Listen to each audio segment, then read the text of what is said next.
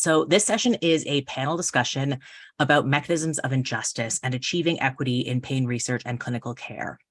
I'm going to be your moderator for this session, which is going to examine the kinds of injustice that are experienced by people living with chronic pain, mostly in research and clinical settings, why those injustices happen, and what kind of work is being done to challenge them. I think most of us have probably experienced some kind of injustice or other in our journey seeking diagnosis and care.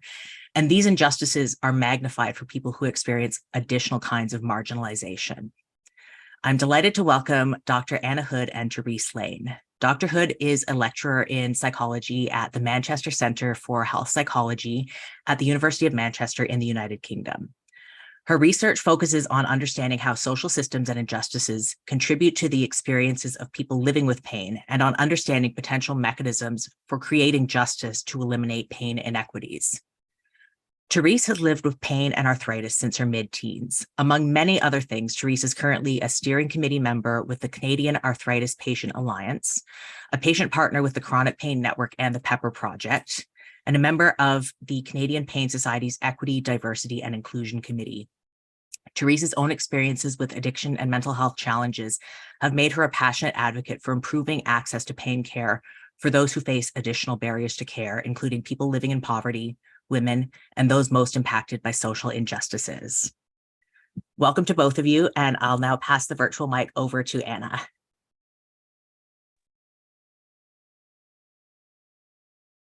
Hi, can everybody hear me? Wonderful. Thank you so much for that introduction, Alex. And I just want to say thank you for the invitation to come and speak. I'm honored to be part of this conference. I'm just going to go ahead and share my slides.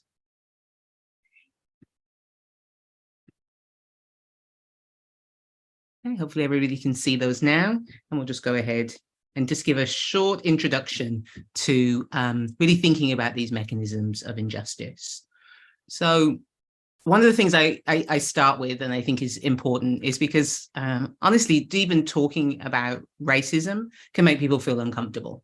And I'm going to ask you to sit in a little bit of discomfort today.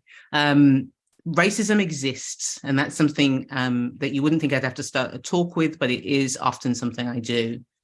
It is a system, and it saps the strength of the whole community and the whole society. And I think that's really important as we consider and move forwards, that this isn't just those who are from marginalized communities who are affected. And together as a pain community, I believe we can dismantle racism in pain care. As I mentioned, I think we're going to be sitting in a little discomfort just because social justice, you can't move towards social justice without having some discomfort. They're sort of entwined, and it's an imperative. So I'm going to ask you to step out of the comfort zone today a little bit and come with us to really think about how we can remove these barriers for those who are from minoritized and marginalized groups. And so I just wanted to highlight some, and this might be many of your experiences going in to seek care, but thinking about how this additional intersectionality of being from a racialized community can have on an experience of healthcare. So I'm here in the UK, so there's some data that came out recently that showed for Black British people, and this was a survey of over 10,000 people, 1 in 60 respondents felt they were unfairly treated within the healthcare system. And not only that, but it was a hostile environment. 87% of respondents reported they expected to receive substandard care because of their race. And that number has really stuck with me. I've pulled some data from the First Nations Regional Health Survey in Canada as well. And there, 3 in 10, around 31% of adults report personally experiencing racism at least once in the past year. And only 50% rated the quality of their healthcare as good. So you can see that there, as again, many of you might have these experiences, but these additional layers, these additional intersections of our identities oftentimes make seeking care really feeling like you're in a hostile environment. And so we often think about certain barriers, but I think it's clear that we need to think structurally and think about barriers such as food deserts, the quality and access to healthcare, and particularly thinking about the racialization of the opioid prescriptions, who gets prescriptions and why, and when they're seeking care, particularly in the emergency room. And I'll talk a little bit about that in a moment in more detail. I work predominantly with children and young people with sickle sickle cell disease. And then sickle cell disease is a disease that affects the hemoglobin in the blood, meaning that oxygen is delivered poorly throughout the body. Individuals who have sickle cell generally have darker skin color because it's endemic to areas such as sub-Saharan Africa. And so those individuals not only have the challenges with organ damage, but almost always are experiencing pain and still have to visit the emergency room. And this is where actually my relationship, or really came back to pain. I was at actually another patient conference, and I was presenting on something else, and all of the people living with sickle cell disease were talking about this experience of not being believed when they're seeking care, and then and being dismissed. And it really changed the trajectory of the work I wanted to do, to make sure that I was actually doing work that the community found valuable. And so, as I mentioned, almost always it includes pain, and the real challenge. So a VOC is something called a vaso-occlusive crisis, and that actually just means a pain crisis. And having more pain crises each year actually reduces life expectancy. So pain is having not only these life-limiting effects, but actually life-threatening effects as well. There was a recent parliamentary report in the UK here thinking about sickle cell disease, and one of the biggest challenges that we found is substandard care. Huge gaps in physician knowledge regarding disease pathophysiology, concerns about opioid misuse, there was implicit bias and structural barriers to care, negative attitudes underpinned by racism, so healthcare providers' misconceptions, which resulted in insufficient treatment of pain, and stigmatizing language. And again, many of you might have experienced this as well, seeing in your medical records names that providers have assigned to you, and knowing that that contributes to less aggressive pain control measures. And so this was a New York Times article from a couple of years ago. And as I said, I work with young people and children oftentimes. And so I would even add, pain is often ignored. Pain in children is ignored even more. And pain in children of color, it's even worse. And so we see these, the challenges of being believed, and how, again, depending on your racialized identity, but then depending on other intersections that might play a role, how that affects your pain care. And so this is just some data. I'm only just going to present this quickly just to show that this is data from the US. And so Black children going into the hospital with an appendicitis, they're in an emergency room, are less likely to receive opioid analgesia than white children. So remember, I started and talked about that racialization of opioids. So who and when children receive opioids. So Black children clearly in pain, appendicitis, but much less likely to receive it. And this is clear over multiple years that this data was shown. So what I believe where we are is we've had some wonderful scholarship, oftentimes from marginalized scholars, who demonstrated that there is clearly a problem. And we want to move now. We don't want to document the problem anymore.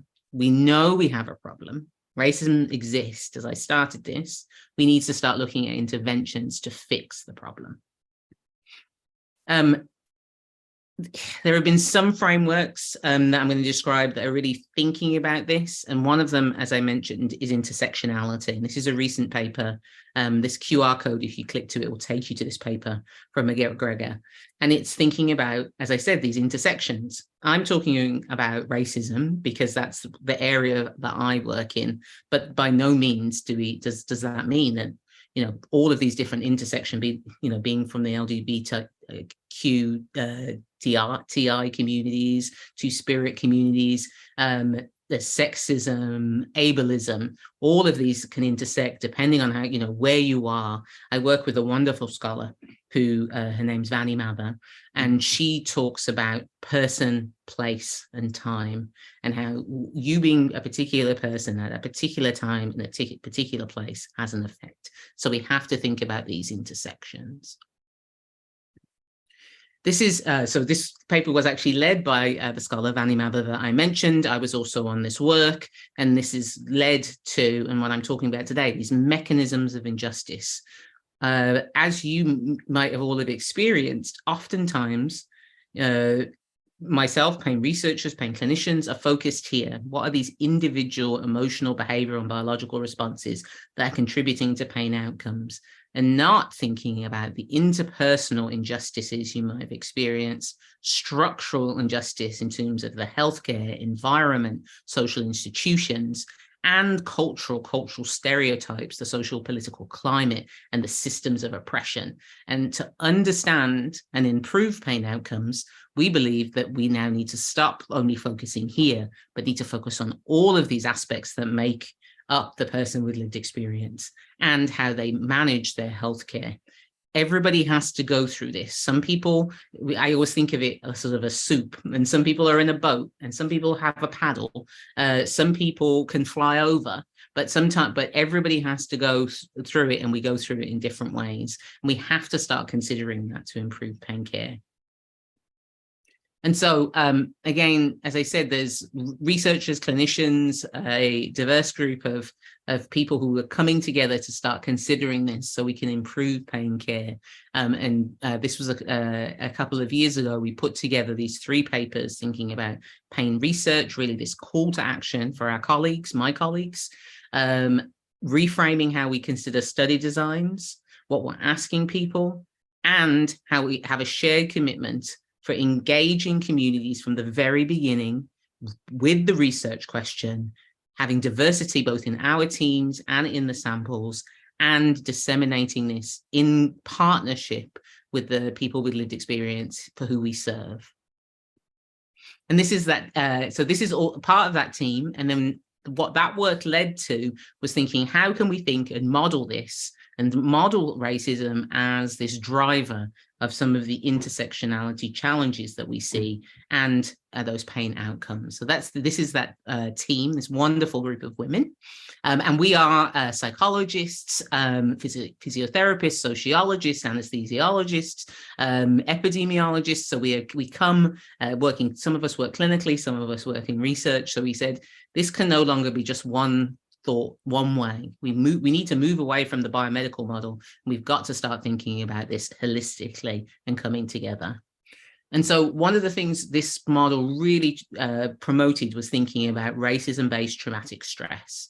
So racism-based traumatic stress, if those of you in the audience who haven't heard of it, is significant emotional and mental injury caused by frequent uncontrollable racist experiences and encounters as stress-inducing with the potential to produce traumatic responses. Everybody who's from a racialized community will have an experience of racism if they live in, in the global minority countries in Canada, Australia, the UK, the US. And some of those experiences can sit with you, and some of those experiences can have additional effects. And this model is essentially saying emotional pain can become physical pain. And the systems and structures that we are living in also promote these injustices, and we've got to change those systems as well. So we're thinking about RBTS, which is racism-based traumatic stress, hadn't been explored in the context of pain.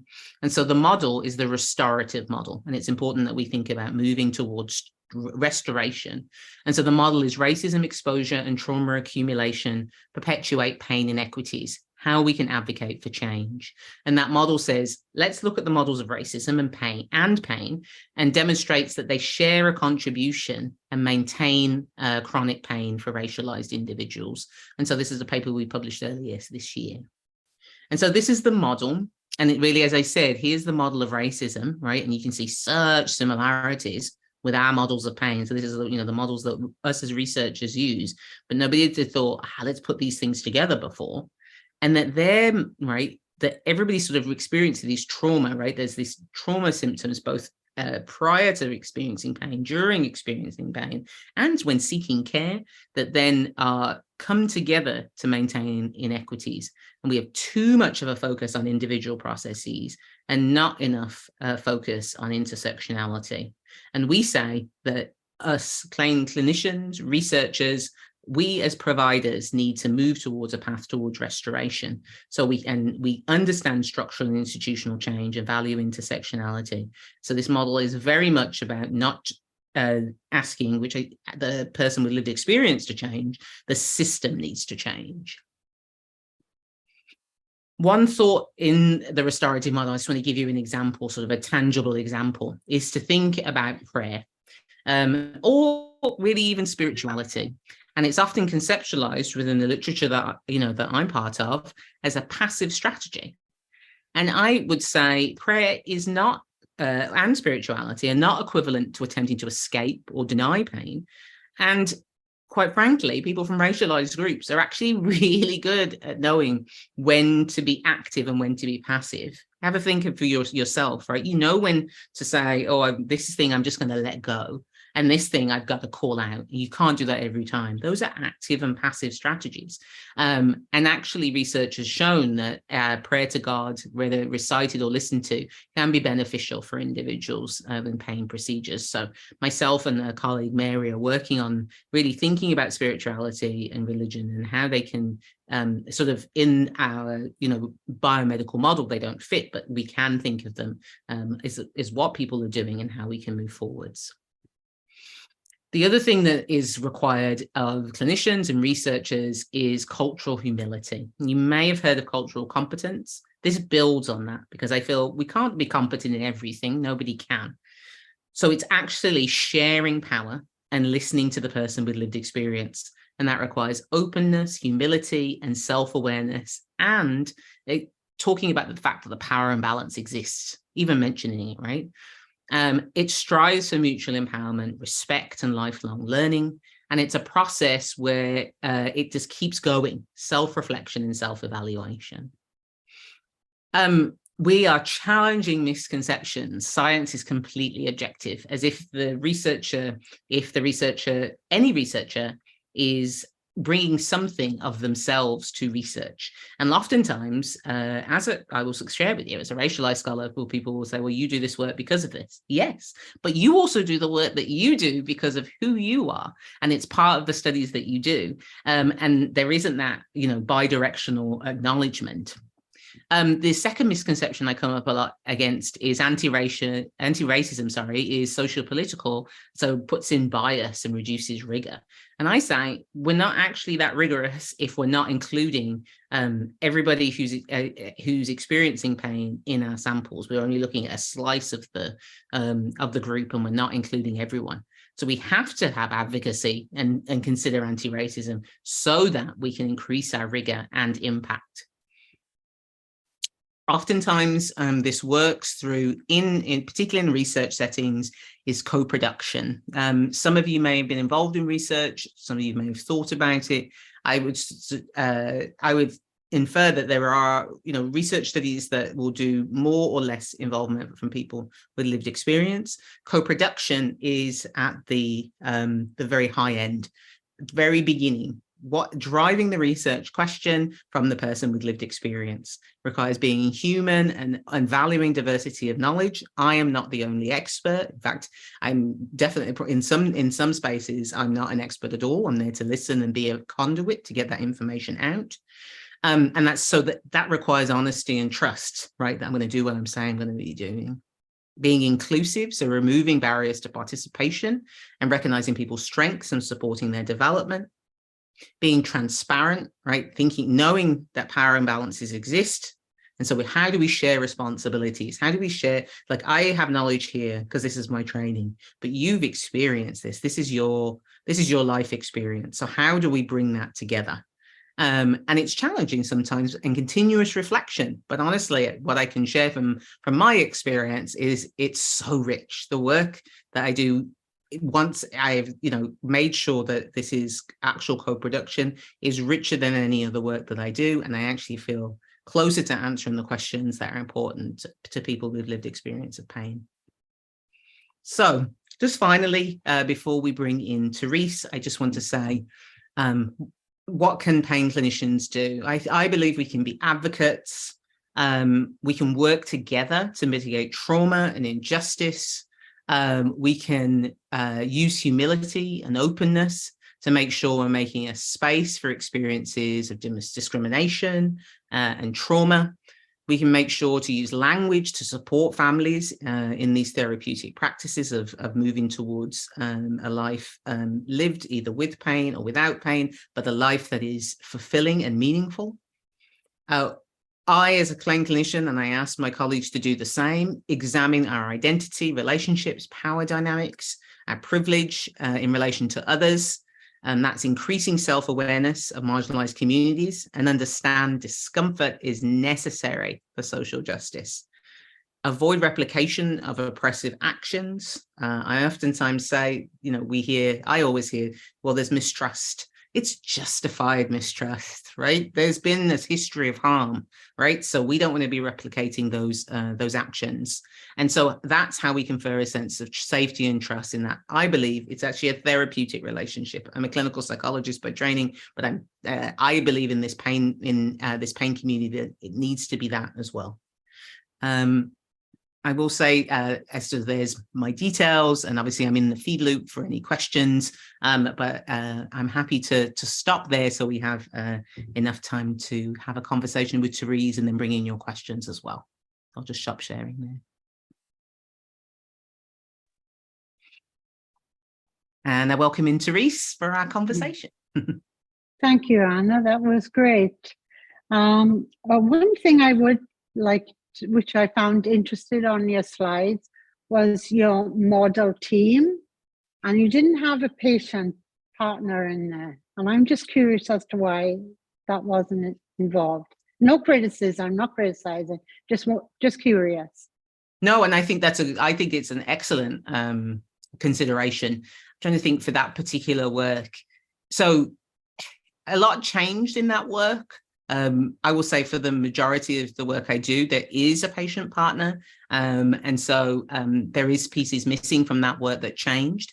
But initially, so there was that article came out of a special issue, a call for work. And we were, and they asked for a multidisciplinary team. And we went into that thinking, actually, we were going to be saying, here are all the interventions, here's how they apply to individuals from racialized groups. And then, so that's what we submitted. And then when we did that, we realized there wasn't anything. And so that's why then we went to model development. But I actually I'm happy for it to be a criticism, because I think at that stage, we probably should have shifted and included a partner. But the original paper was more of, let's see what's out there and share it with the community. And once we went to the model, I think we should have shared, I think we should have added somebody. So I think that's a great point. Could have been a supermodel team. Exactly. I always think that having a human touch to a project always makes it a little bit more successful. That's just a personal thing. I do too, and all my projects and work include partners, and I believe in that very strongly, because, as I said, I come with one form of expertise, but I have by no means an expert in people's experience of pain, and that's and I know some of my colleagues who don't want to say that out loud, but I am not, and so we have to make sure to make space, and not only make space, but make sure this is a partnership. That when I do share this work with my colleagues, that it's not, and some of you might have had this experience where we helicopter in, there's a research study, please be part of it. And it's a good study. It's not that it's not going to help the community, but then you never hear about it, or you're not coming back and talking about it. And so it's got to be that partnership, very much so. So obviously I'm not of color, but feeling a little bit more racialized at the moment because I am Jewish, and feeling like one of the most hated people on earth at the moment. I can't believe the amount of anger that is going out towards Jewish people, and when they don't know, and it's hard not to take it personally. they don't know me. I don't know them, and I haven't done anything. Yet I'm a little nervous to say that I'm Jewish when I'm out and about. Like, it's instilled a fear. So I can only imagine when you are physically out showing that you're of color and trying to get treatment for your pain on top of other things. Like, for me, it's a struggle getting a timely treatment because of my previous addictions, mental health problems. Now, as an older adult, I apparently supposed to be in pain. So that's something else I'm having to deal with. So I'm just wondering what allyship could look like for people with pain, and clinicians, along with organizations like Pain Canada, advocate for racialized groups.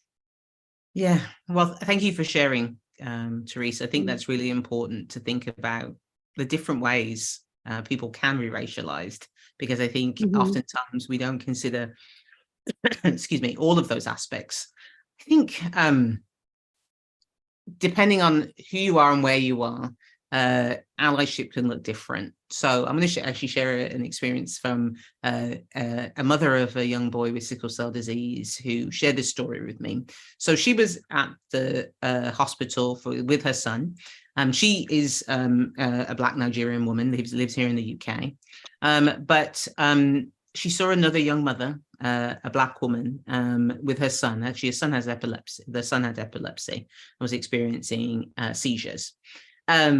And the mom was just wasn't feeling cared for, wasn't feeling that this was a good relationship. And she shared with the mother that I work with that things changed when she mentioned that she was a lawyer. So so there was an aspect of her identity, and you probably experienced, lots of people experience this, that you have to then put on you already have to put on armor to go in, and then you have to give something that will allow empathy. And so I saw the mother I work with as an ally in that situation, right? So just she didn't speak to the providers, but she was just there with the mom. She was there with her son. So if you're there in those situations, that can help. I think our larger organizations, so I work a lot with sort of thinking about grant funding, and obviously I've shown you in research how we can make changes, and I believe that's allyship. And then our charity partners, making sure that we've got people across all of the groups that are experiencing pain, so racialized groups, and so that requires additional outreach to bring to widen the tent. And I would say, and then using that leverage of being part of these larger groups to discuss those challenges with larger healthcare groups and providers. So using that power, it's all about sharing that power. Whenever you have because collective action always gives us power, right? And so it's harder for the individual. Teresa, you probably experienced this just on your own. But you probably have more connected to Pain Canada, right, when it comes through Pain Canada than you do by yourself. And so I ask those types of groups to do that same thing. So at the individual level, like I said, if you see something happening, you don't always have to call out the action, but just make sure the person is supported. And then at the larger structural level, bring a more diverse group under the tent, so that then that tent is interested in these options and can collectively push for change. Do you think that change will eventually happen? Yeah, I mean, I think I remain optimistic. So one of the things, again, I work with children and young people with sickle cell disease. Until 2017, we had like 3 options to help them in terms of their condition: pain management, penicillin when they were little, and transfusion. And since then, there's been this proliferation of curative options, other pain medications that seem to be working. So and that report that came out really has shifted some things here in the UK. So I say this to my colleagues. I'm within a system that I'm trying to succeed in, because I think you have to have people at higher levels of power to enact change. But I'm at the same time trying to destroy. So I'm trying to change it as I go, right? Because I don't want the same things having to be people to go through. And so I am optimistic, cautiously, with the understanding the social political climate, as you mentioned, that there are barriers, but I always think that if there's enough people, the tide will change. And so I am a strong advocate for us collectively having these conversations and coming together, because that's the only way to push change. They can knock down individuals here and there, but if there's too many people coming at them, you can't change it. So you started out by saying that racism makes people uncomfortable. Why do you think that is, and what can we do about that? Yeah, I think it's interesting, isn't it? I think it's the one area that I think there's lots of areas that make people uncomfortable, but thinking about whether or not somebody has been enacted or done something racist, people always think that I'm talking about you individually, right? Mm-hmm. That they're thinking about one type of racism, which is a slur, right? So, calling somebody something racist, something attacking somebody. And so that, I think, sometimes is in people's minds when it becomes, there's not racism here because that's not happening to somebody, or that isn't changing. Whereas there are things that, are happening structurally. And so, and then the history is abhorrent, quite frankly, right? With me, scientific racism, what has been done to Black and brown bodies, how it's been hidden. And so again, sometimes you have to interrogate the past to move forwards, and that can be challenging. But that quote is from Dr. Carmen Jones, and she uses lots of allegories to think about how we can move forwards, and considers that, again, it is moving forwards together, sapping the whole society. So I say it's okay to feel uncomfortable. One, the person who is Black and brown is already feeling uncomfortable. So maybe go and sit with them, sit with that discomfort with them. It's okay. And then that's the only way we can move forwards, to acknowledge those things happened, to acknowledge that racism doesn't just come in this one singular way. And then we can move forwards to say, what are the things that weren't built for us? And I think many of you might have experienced that, you too, Therese, right? What wasn't built for us? How do we change that? And that works. Mm-hmm. And so I talk about racialization because that's probably the biggest disparity, but so many of these systems weren't built for us. And I say this more and more too. You talked about getting older, Therese, and that you're just supposed to experience pain. I constantly now think about menstrual pain and how it's just been decided that once a month women will experience pain, and that's just a thing that is okay. And so why? And it's because the system isn't built for us. That and people in maternal pain, and that's okay too. So I think it's changing those systems. And like I said, the biggest disparity we see is based on racialization. People don't want to be seen as a racist, but I say that probably even we've all done things that have upheld systems that have maintained racism, because oftentimes being passive in itself can maintain racism, right? So sometimes I show a slide of going, when you're at the airport and you're on that little conveyor belt and you're all moving in the same direction. You're not being racist, but you're still going in the same direction as the people who are. You're not changing the tide. And then one of the other things I always think about is, so if we think about on a spectrum of people, let's say, 100%, there's 100 people in a room, and I believe I'm in the anti-racist 5% over here. And oftentimes people say you've got to everybody's got to understand your message. You've got to pitch the message to everybody. But if I'm over here at the 5% of being anti-racist, over here on the other side, on the other 5% are racists. And so the only way then to change my message to pitch to those individuals would to be make my message racist, right? And so oftentimes we've been told to do that, right? And so again, that's upholding. And I say, some people I can't change, right? They're going to hold in those, they're going to be held in that space. And then, but there's 20 or 30 people, 20 or 30% of people who are already sort of agreeing. And it's that other 20, 30% that we've got to work to change. And those are the people that, you know, race is uncomfortable, but they're not actually being racist, but we want change. They don't know how. And so then we can twist it, right? And we can make the conveyor belt go the other direction.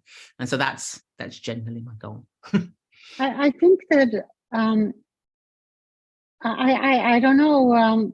I sometimes feel that people are nervous to bring up the differences between them and us. And I think that if we were all a little bit more open and honest with each other, that communication could open up and a lot of this could be resolved.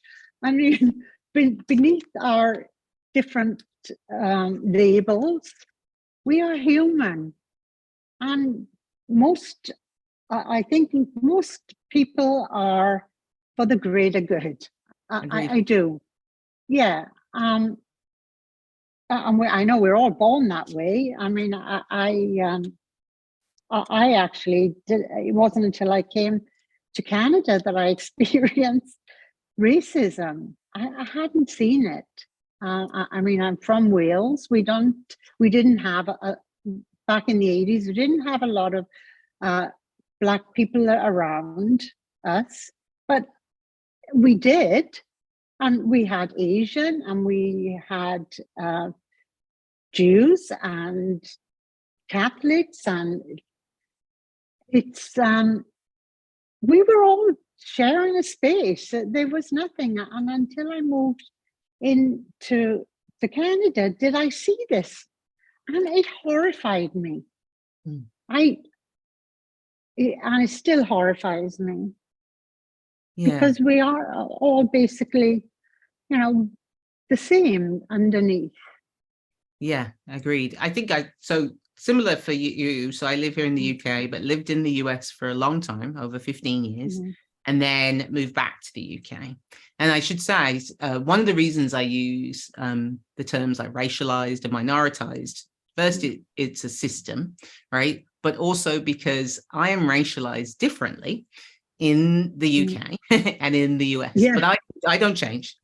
I'm still, you know, I'm Anna, I'm wandering around being me. But when I went to the US, honestly, it was a wake up call. So Therese, you know, so I'm from Birmingham. Birmingham is probably, if not, I now live in Manchester. So the two of the most diverse cities in the UK. You know, I grew up with everybody. And so went to the US South, that's where my husband's from, and just was like, oh, this is a different, wow, this is in my face, like the slurs and things that I talked to you about. And the funniest thing was, as soon as I spoke, it changed. They had my accent and it changed. That's right. And so I was racialized differently. And I became what I think they experienced as you know, African-American to a model minority, to be quite honest. And that switched. And so, I just racialized differently where I am. And so that's why really I use that term, because you go to different places, you still you don't change. I mean, you grow, but my skin color is the same. Sometimes I'm racialized, so as mixed race in some places. People ask me questions about that, and I'm happy to answer. And I agree, Therese. I think it's like it's shrouded in this. We are so much more similar, right? But if you remember when all the genetic stuff, when it was like, well, we can do the whole genome, and then it was like, oh, we're all 99 point something similar, and everybody was surprised. I know. Right? We're the same, right? We're the same people. I have darker skin color because my ancestors came from a place where it was better to have darker skin color because it was hot. That's quite literally it. I'm melanated more. That's all in my skin. And sometimes the fact that brings people so far apart is so hard. And really, I mean, sort of the history of it is that racism was capitalism, right? It was a reason to say we're going to use people's bodies as, you know, as labor. So this is the reason, right? Because it's always that, right? And so the other thing that I always talk about as well is that some people will say, you know, well, skin color it doesn't work for my country, or it's not that larger group. And I say there's always, sadly, but there is always a historically excluded group. So, and that is sometimes based on skin color, but that's sometimes in India based on caste. There's oftentimes based on socioeconomic class. Always there's a historic group. And so how can we bring that person in? And how can we bring that group in? And so that's who I would say, when you're thinking about allyship, think about where you are. And sometimes, you know, in Canada, oftentimes can be Indigenous peoples, but it differs everywhere. But there is sadly that commonality is there, and we can always bring people together. And having conversations like this hopefully will assist that.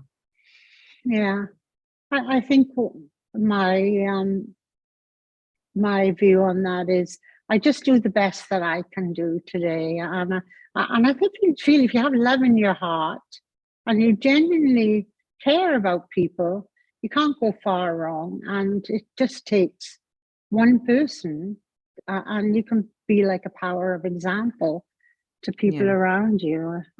And I think and hope that one day it all comes together. I would like to see that. I would. And I think in pain, that thought of just having that empathy, validating pain, if we did that for everybody, that would be helpful. And then you would already be bringing people under the tent, because you wouldn't be choosing when to be empathetic or when to validate. Like you said, Therese, you should just be experiencing pain because this happened, or we already died and you got surgery, so I don't need to be empathetic anymore. There's always these reasons, right? If we just had that as our umbrella, and then we would do that for everybody, regardless of what their identity is, whether minoritized or racialized status, then we'd be better off. Yeah, there's always been a reason why I should or shouldn't have pain. From a teenage on, like every phase of my life, there's been something that. So that's you said it there. There's always one historically racialized group. I mean, it wasn't because of racism, but it was because of circumstances. You know, I was too young. How could you be in that much pain when you're young? Then, you know, well, you don't deserve treatment because you're using. There's always been something. And now I'm older, it's like, well, you know, your body's getting up there, and well, still, I shouldn't have to deal with it. So there's always an excluded. I would like to see that change in the future. So. I would, agreed. All right, wonderful. Okay. Thank you for our conversation. Jump with Alex. Oh, here she is. Thank you both so much. And Therese, I really appreciate your point about there's always sort of a reason to deny, because I think so many of us fall into the trap of thinking, oh, well, if only I had a condition that was easier to recognize, or, you know, so if only this one thing changed, then suddenly they'd believe me. But because it's a systemic problem, as Anna was saying, it's like, it's not actually you, there's always going to be a reason. So we've got a few questions from the audience. Our first one is from Maria, who said, thank you for that presentation, and asked Anna, can you speak to the evolution of pain research around equity? It feels like equity is finally gaining ground in the pain research space. What else can we do to amplify and accelerate social and equity-oriented pain research? Thank you, Maria, for that. I think that's what I'm feeling. So when Therese asked me if I'm feeling more, you know, optimistic or change, I do. There's a group of researchers, younger researchers, oftentimes, who are coming in, and I will say some of the older scholars just had to maintain just to get there, and now they've done that. We're saying we can make that change, and I think it's at all levels. So it is. Making sure that research is done with people with lived experience of pain. I think that is the biggest way that we gain equity, and we make sure that's a diverse tent that we're bringing in. So I think it's from my end, it is making sure funders actually don't just fund research that it's just homogenous groups, thinking that person, place, and time. I'm working with journals that people actually have to report who they did the research on. And if they didn't do the research on, not just saying, well, in the future, somebody should, like, what are you going to do in the future? How are you going to make that change?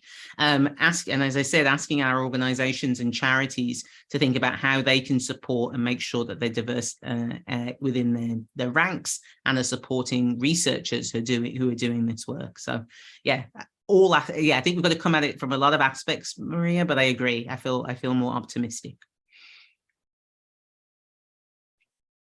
We also have a question from Deborah, who said, can misconceptions be discovered if people are silenced for different viewpoints? And is love enough, or do we need knowledge as well? Yeah, I think we need both. Yeah, I think you've got to come from humility, to be humble enough to know that. So this is what I fight against a lot of. Well, research right now, it's got to be objective, and we've got to forget the confounding variables. And those confounding variables are all the things that make us, oftentimes. And so I was saying, yeah, you've been doing it objectively, but you've only been looking at this little slice of research. Now we've got to look at the whole person. So yeah, I think it's I was just at a meeting with senior pain researchers talking about the same thing, making sure that knowledge is out there. And I'm doing that with passion, though, and because this is important to me. So I think, yeah, it's a combination of both. I'm going to share a question of my own. I'm going to take moderator's privilege. This is something that is often on my mind when it comes to sort of equity-based research in pain, which is that historically we've seen some really prominent examples, especially in the UK with, ME, myalgic encephalomyelitis, where we've seen biopsychosocial approaches that have actually been exploited by others in the field to psychologize chronic pain. So to say that chronic pain is mostly or purely psychological, and to essentially deny access to the physical treatments that people may need and benefit from. So I'm curious if that's something you've thought about in the restorative model, if that's something that sort of you are approaching in your work, and how you've done that. Yeah, I think it's challenging, isn't it? It's like these unintended consequences. You do everything, like you said, you can do it for the right reasons, with underpinned by knowledge, and then still it can go in a different direction. And I think the goal I think, again, it's that collective action. There's enough people that are moving towards not being the case. And it's changing training as well from our other areas, so that that isn't trained. I was at the meeting I was just at was with Gilletta Belton, and she's a sort of prominent patient partner in the US, and she was saying that when she was doing her paramedic training, that she was that fibromyalgia was taught to be that it wasn't is in everybody's heads, and so it's changing that culture as well. So yes, unfortunately, there's unintended consequences, but I think we've got to collectively stamp them out, and it can't just be one person. And so that group of wonderful faces, and there's another group as well, and we're bringing more and more people. We're called Action PR, so the Anti-Racism Coalition in Pain Research. And so when things like that happen, now I don't have to be the lone voice. I can say, here's all of these other people who are all saying the same thing too, and to stamp that out when we can, because to be honest, it takes up time, right? It takes up resources that can actually go towards treating the experience of pain, and so us as researchers have got to stop that happening, and we can only do that when we've got multiple voices. I was also really interested in what you said about shifting clinician perspectives to sort of foster openness and humility. And I think historically within medical culture, that's been sort of very much the opposite of what has been fostered. So I'm curious if both of you have sort of any thoughts about how do we go about that? How do we go about educating doctors differently to change those attitudes?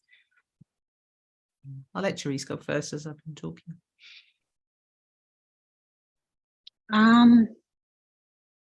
It's kind of,